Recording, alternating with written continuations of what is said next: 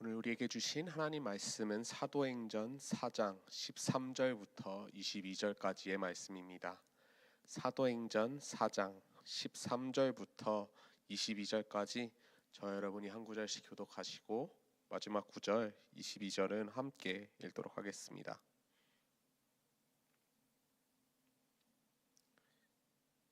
읽겠습니다.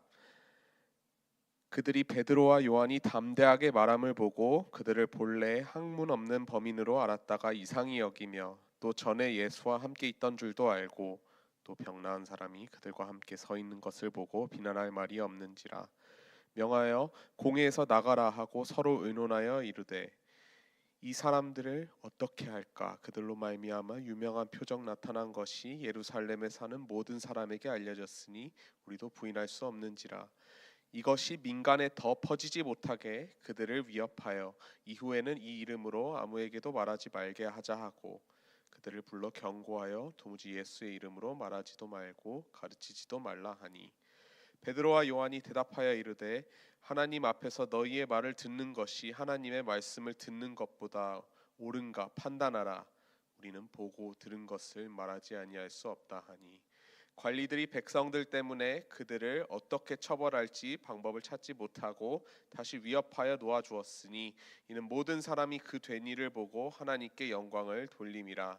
이 표적으로 병 나은 사람은 40여세나 되었더라. 아멘. 오늘 읽은 사도행전 4장 13절부터 22절까지의 본문을 가지고 어떻게 반응할 것인가 라는 제목으로 말씀을 나누겠습니다. 저는 많은 스포츠를 좋아하는 편입니다. 어떻게 보면 이 스포츠들의 천국이라는 미국이라는 나라에 와서 살게 되면서 너무나도 많은 스포츠들이 있죠. 뭐 축구, 농구, 미식축구, 테니스, 탁구, 굉장히 많은 스포츠들을 이제 즐겨 해봤고 경험해보고 또 즐겨 보게 되었습니다. 그중 저는 특히 야구를 굉장히 좋아하는 편인데요. 제가 야구를 좋아하는 이유가 여러 가지 이유가 있지만 그 중에 하나를 오늘 소개시켜 드리겠습니다. 그것은 바로 야구가 인간의 반응하는 능력을 극한으로 활용하는 이제 소위 말해 인간 육체의 정점을 찍게 한다는 것입니다. 몇 가지 숫자를 알려드리겠습니다. 투수와 타자 사이의 거리는 약 60피트 6인치, 제 키의 딱 10배 정도 되는 정도의 거리인데 이 정도 거리에서 이제 투수가 이제 타자에게 공을 던져서 이제 그 공이 타자에게까지 오는 정말 그 속도가 이제 저희가 흔히 빠르다라고 하는 구속이 있습니다. 공의 속도가 약 93마일, 150km로 이제 공이 날아오게 되면 그 공이 투수의 손으로부터 이제 타자에게 가기까지 딱 0.44초가 걸린다고 합니다. 굉장히 짧은 시간이죠. 그래서 이제 공이 날아오는 것을 이제 타자가 보고 그리고 이제 그 공이 날아오는 소리를 들으면서 그 찰나의 시간에 이제 공이 오는 것을 반응하고 그리고 타격을 해야 하는 것입니다. 인간의 반응 속도는 대략 0.25초로 계산됩니다.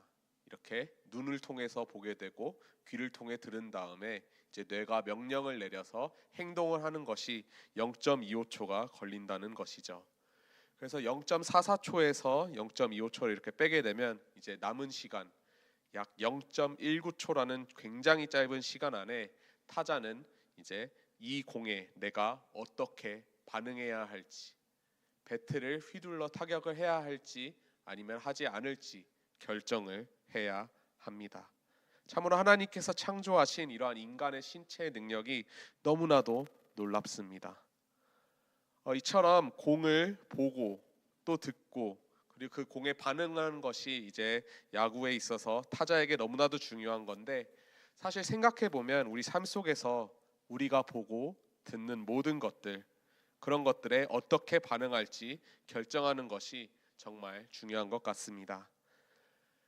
오늘 본문인 이제 4장 후반부 말씀인데요. 전장인 3장에서 일어났던 이제 베드로와 요한이 예수님의 이름으로 행한 표적, 바로 태어나면서부터 못 걷게 된 이를 일으켜 회복시킨 기적으로부터 일어난 그 두 그룹의 다른 반응을 오늘 우리에게 알려주고 있습니다. 그 표적은 이러합니다. 은과 금은 내게 없거니와 내게 있는 이것을 주노니 바로 나사렛 예수 그리스도의 이름으로 일어나 걸으라.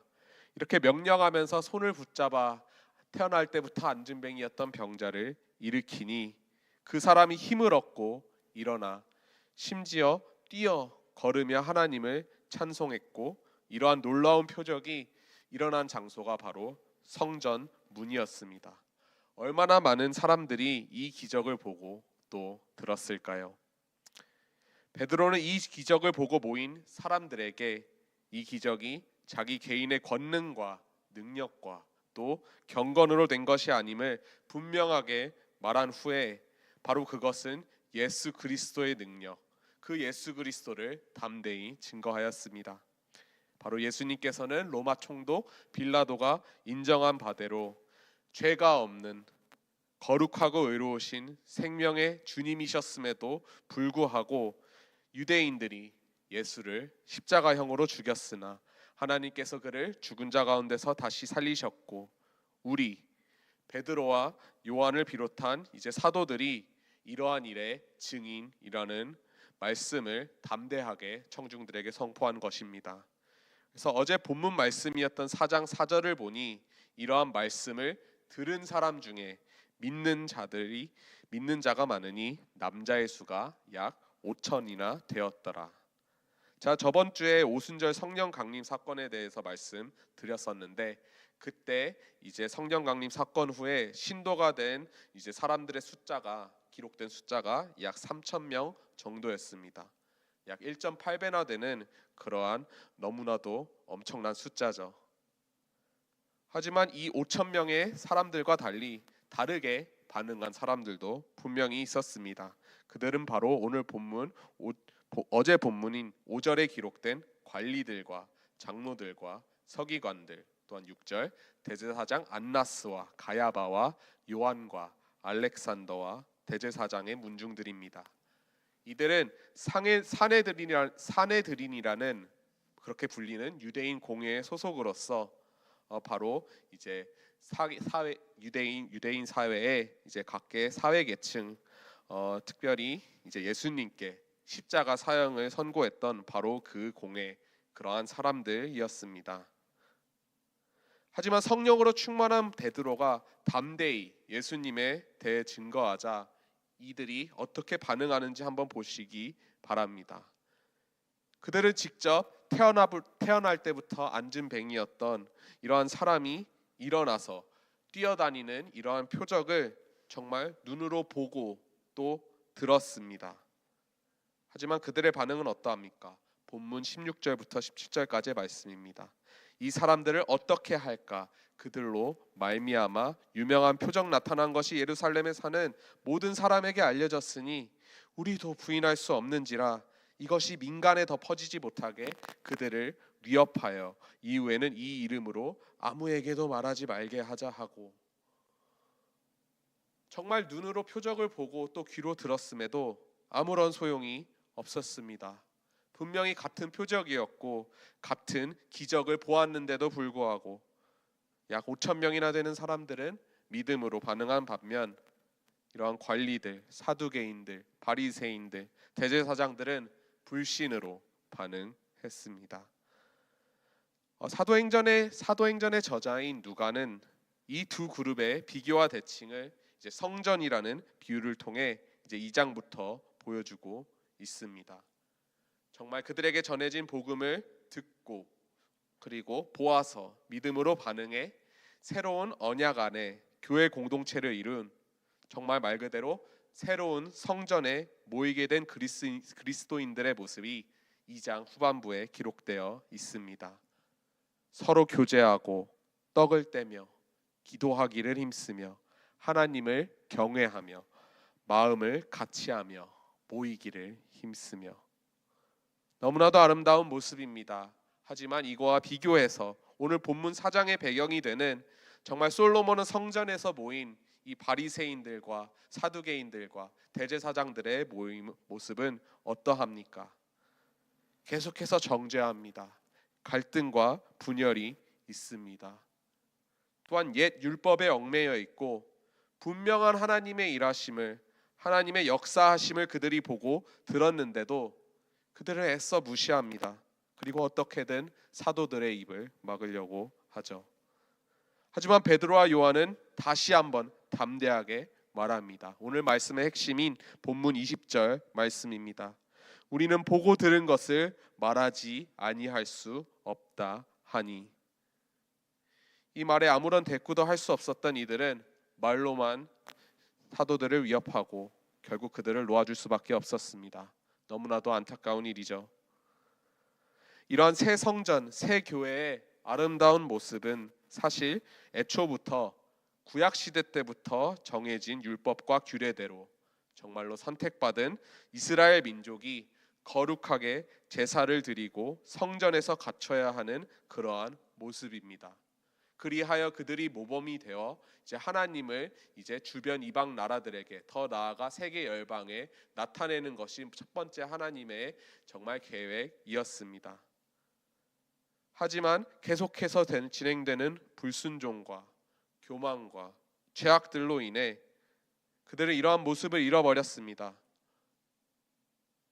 그들의 권력을 향한 끝없는 욕심, 또한 권력을 잃을까 하는 두려움, 그것으로 인해 그들은 심지어 그들에게 직접 말씀이 육신되어 오신 메시아 예수 그리스도도 알아보지 못했습니다. 오히려 그 메시아를 처형했을 뿐만 아니라 이제 그 제자들까지 거부하고 또 박해하려고 합니다. 하지만 그들은 몰랐을 것입니다. 그들이 하고 있는 현재 이 박해로 인해 오히려 복음은 더 빠르게 세계 열방에 전파되고, 그리고 반면 그들이 계속해서 집착하고 또 지키고 그들의 자부심이었던 이러한 옛 성전과 이스라엘 나라가 다시 한번 멸망할 것이라는 것을요. 그래서 사랑하는 성도님들, 오늘 본문 말씀을 보시면서 한번 스스로를 점검해 보시기 바랍니다. 나는 무엇에 반응하고 있는가? 아니, 나는 어떻게 반응할 것인가? 우리 모두는 분명히 복음을 들었습니다. 초대교회의 모습을 다시 한번 보시기 바랍니다. 새로운 언약 아래 교회 공동체를 이룬 새로운 성전에 모인 그리스도인들의 모습, 그러한 모습이 현재 나의 삶 가운데 있는지 다시 한번 돌아보길 원한다는 것입니다. 정말 수많은 사람들이 보고 또 들은 하나님의 일하심, 성도님들의 각자 삶 속에서 여태까지의 역사 속에서 직접 성도님들이 경험하시고 보시고 또 들으신 것이 있지 않으십니까?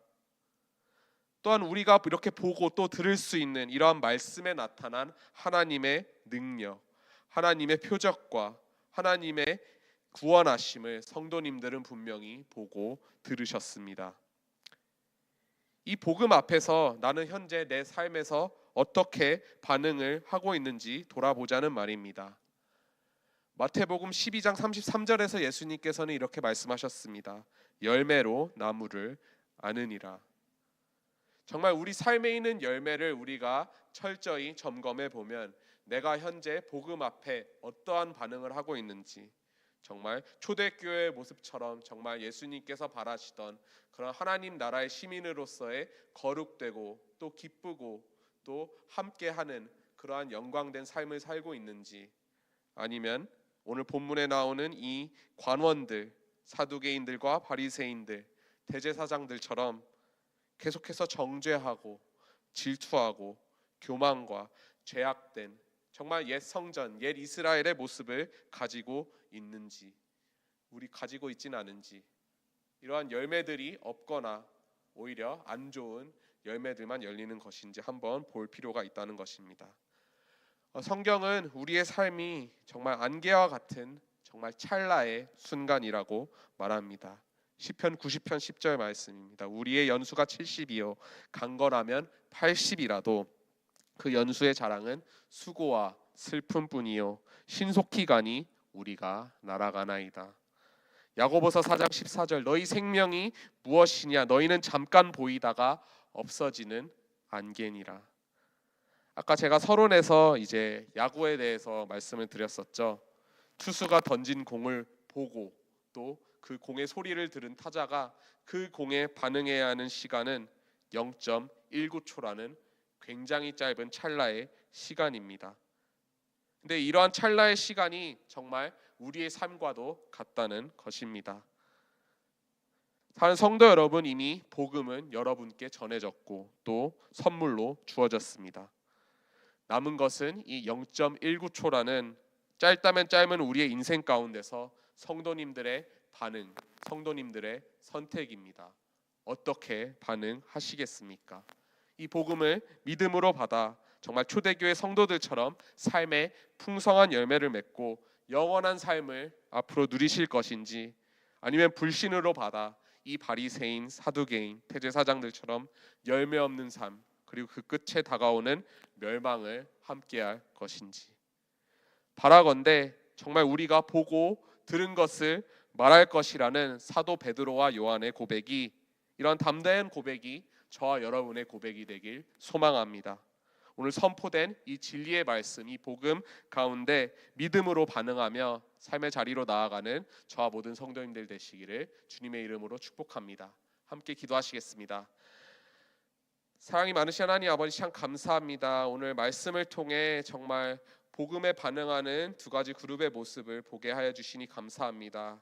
하나님, 정말 말씀 앞에 우리를 비췄을 때 우리의 모습이 혹여나 이 사두개인, 바리새인, 대제사장들과 같지 않은지, 정말 우리에게 보고 우리가 또 들을 수 있도록, 우리가 볼 수 있도록 전해진 이 복음 앞에서 우리가 정말 불신으로 삶을 살아내고 있는지는 않은지, 그리하여 삶에 아무런 열매도 없이 정말 하루하루를 보내고 있지는 않은지 다시 한번 돌이켜 봅니다.